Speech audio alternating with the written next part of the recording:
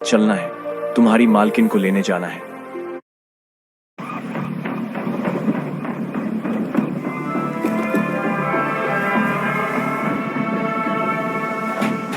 तुम्हारी मालकिन को लेने जाना है।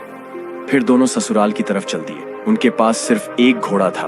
उस पर सेठ खुद बैठा और रतन को पैदल साथ चलने को कहा। रतन मन में मुस्कुराया, अच्छा तरीका निकाला है मुझसे जान छुड़ाने का। सोचा होगा मैं रास्ते में मर जाऊंगा और यह जनाब घोड़े पर आराम से ससुराल पहुंच जाएंगे।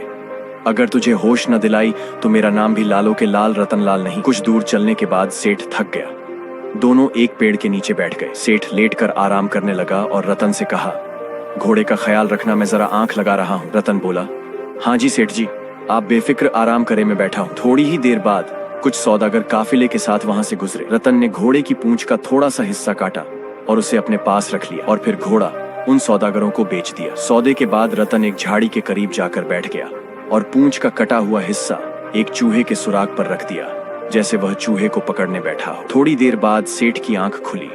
उसने इधर उधर नजर दौड़ाई तो घोड़ा गायब था। रतन झाड़ी के पास बैठा था, हाथ में पूंछ का टुकड़ा था।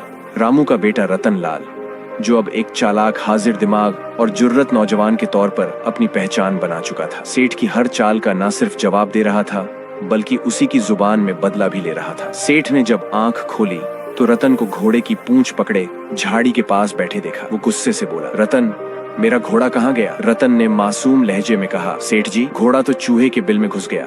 मैंने बड़ी मुश्किल से इसकी पूंछ पकड़ रखी है, अकेला खींच नहीं पा रहा हूँ, जरा आप भी जोर लगाइए। सेठ गुस्से में आ गया और जैसे ही उसने घोड़े की पूंछ खींची, पूंछ उसके हाथ में रह गई। ये क्या मजाक है? सेठ चिल्लाया। रतन ने सहज भाव से कहा, सेठ जी, आपने खुद कहा था अगर जाना है तो मेरे नाक कान काट कर जाओ, तो आप ही बताइए, पूंछ तो मेरे साथ रह गई, अब घोड़ा नहीं रहा। सेठ कुछ न कह सका। मजबूरी में उसे रतन को फिर साथ लेकर आगे बढ़ना पड़ा। रास्ते में एक बाजार आया। सेठ ने वहां से दूसरा घोड़ा खरीदा, इस बार काला घोड़ा। वह दोनों आगे बढ़ने लगे।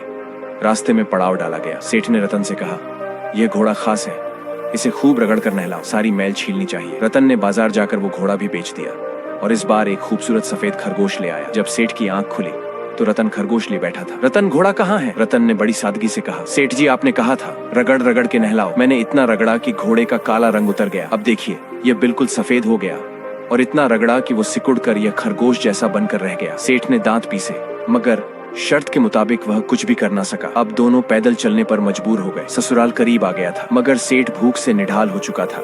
सारी रकम घोड़ों पर खर्च हो चुकी थी और खाने पीने का सामान भी खत्म हो चुका था। सेठ एक पेड़ के नीचे बैठा और रतन से कहा, रतन, जा मेरे ससुराल खबर दे आ कि आपका दामाद आ रहा है। वो लोग खुश होकर मेरे लिए खाने पीने का इंतजाम